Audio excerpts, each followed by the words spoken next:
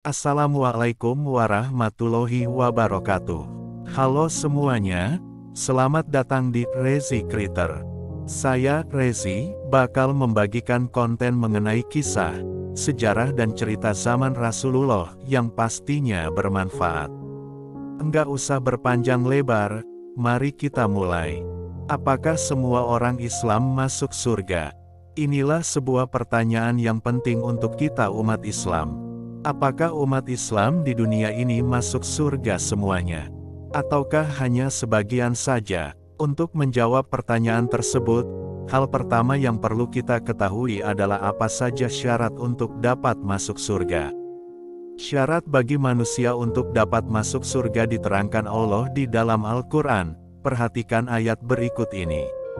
Artinya, sesungguhnya orang-orang yang beriman dan mengerjakan amal-amal soleh, bagi mereka surga-surga yang penuh kenikmatan.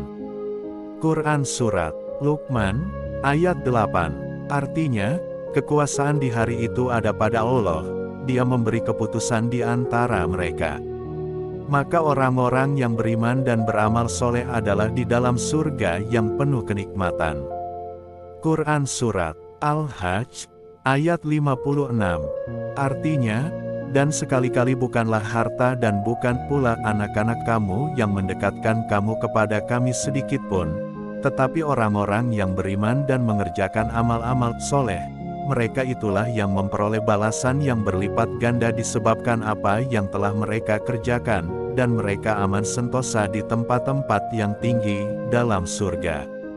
Quran Surat Saba, ayat 37. Artinya, sesungguhnya orang-orang yang beriman dan mengerjakan amal-amal soleh dan merendahkan diri kepada Tuhan mereka, mereka itu adalah penghuni-penghuni surga, mereka kekal di dalamnya. Quran Surat Hud, ayat 23. Artinya, dan orang-orang yang beriman dan mengerjakan amal-amal yang soleh, sesungguhnya akan kami tempatkan mereka pada tempat-tempat yang tinggi di dalam surga, yang mengalir sungai-sungai di bawahnya, mereka kekal di dalamnya. Itulah sebaik-baik pembalasan bagi orang-orang yang beramal. Quran Surat Al-Ankabut, ayat 58. Dari ayat-ayat di atas, dapat kita simpulkan bahwa surga hanya diperuntukkan untuk manusia yang beriman dan beramal soleh. Ini adalah dua syarat bagi manusia supaya memperoleh surga yang dijanjikan Allah. Pertanyaan berikutnya, apakah semua umat Islam adalah orang yang beriman dan beramal soleh? Sayang sekali, jawabannya belum tentu.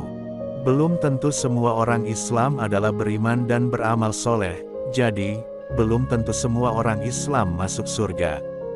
Allah akan menguji kita sampai jelas apakah kebenaran iman kita. Perhatikan ayat berikut ini.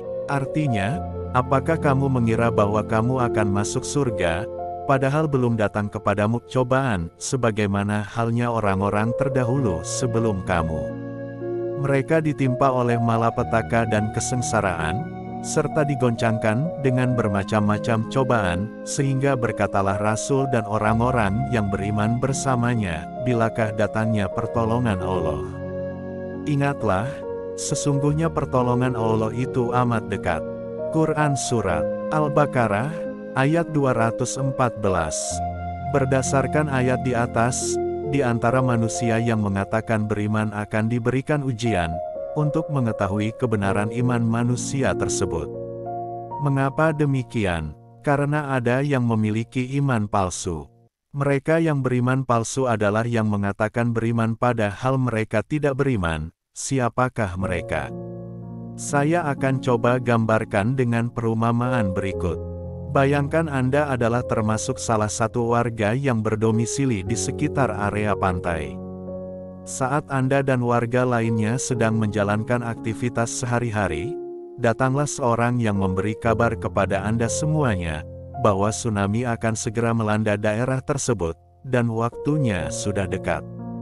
Saat kabar ini disampaikan, umumnya Anda dan warga lainnya terbagi menjadi dua golongan, yaitu, golongan yang percaya, dan golongan yang tidak percaya. Golongan pertama adalah golongan yang percaya, yaitu golongan yang yakin dan mempercayai bahwa gelombang tsunami akan benar-benar datang, sehingga segera bertindak untuk menyelamatkan diri. Mereka inilah golongan orang beriman, yang benar imannya.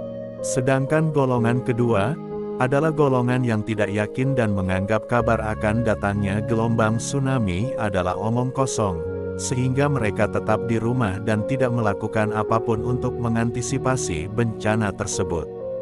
Sampai tsunami tersebut benar-benar melanda daerah mereka dan mereka dalam keadaan lalai. Maka celakalah mereka. Mereka sudah diberitahu namun mengingkarinya. Mereka inilah golongan orang kafir.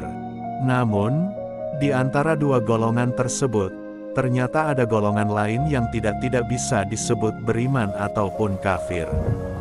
Mereka adalah golongan yang secara lisan mengatakan percaya adanya kabar tsunami, namun secara perbuatan mereka tidak melakukan tindakan apapun, sehingga ketika tsunami datang, mereka pun celaka.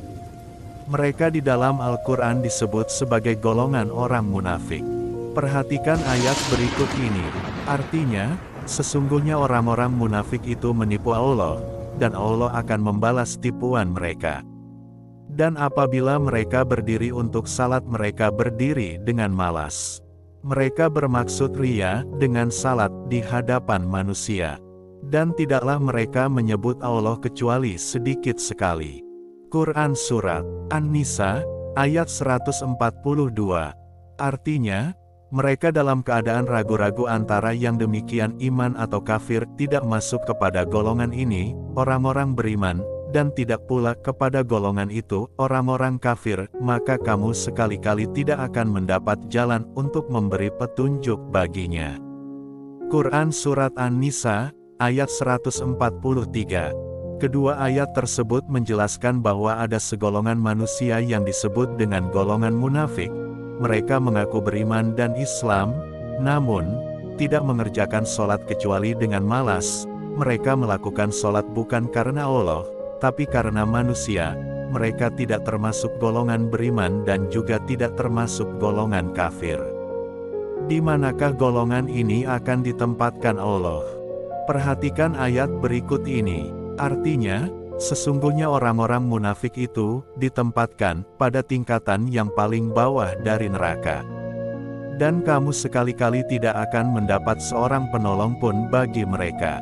Quran Surat An-Nisa, ayat 145. Golongan orang munafik ini dijanjikan neraka, bahkan lebih buruk lagi, yaitu tingkatan paling bawah dari neraka, dan tidak ada keluarga, sahabat atau manusia manapun yang dapat menolong mereka. Inilah ancaman Allah yang tidak main-main. Coba cek diri Anda. 1. Apakah Anda mengaku Islam? 2. Apakah Anda sholat dengan malas? 3. Apakah Anda sholat karena pasangan, orang tua, atau manusia manapun kecuali Allah? 4. Apakah Anda mengingat Allah hanya sedikit? Jika jawabannya iya, maka berhati-hatilah. Ancamanannya tidak main-main, neraka yang paling bawah. Bagaimana solusinya jika Anda termasuk golongan ini? Allah memberikan jalan keluarnya. Perhatikan ayat berikut ini. Artinya, kecuali orang-orang yang taubat dan mengadakan perbaikan 369, dan berpegang teguh pada agama Allah dan tulus ikhlas mengerjakan agama mereka karena Allah. Maka mereka itu adalah bersama-sama orang yang beriman dan kelak Allah akan memberikan kepada orang-orang yang beriman pahala yang besar. Quran Surat An-Nisa, ayat 146. Keterangan angka 369. Mengadakan perbaikan berarti berbuat pekerjaan-pekerjaan yang baik untuk menghilangkan akibat-akibat yang jelek dan kesalahan-kesalahan yang dilakukan.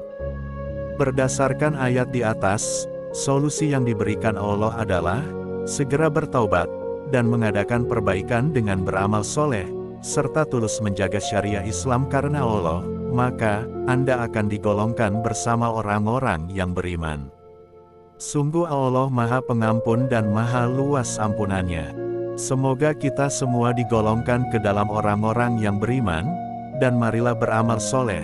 Mudah-mudahan Allah memberikan ampunannya dan rahmatnya kepada kita, dan semoga kelak kita dikumpulkan di surga yang Allah janjikan. Amin. Jika ada kekurangan, saya minta maaf, dan jika ada kelebihannya tidak usah dikembalikan karena saya orang yang ikhlas. Wassalamualaikum warahmatullahi wabarakatuh.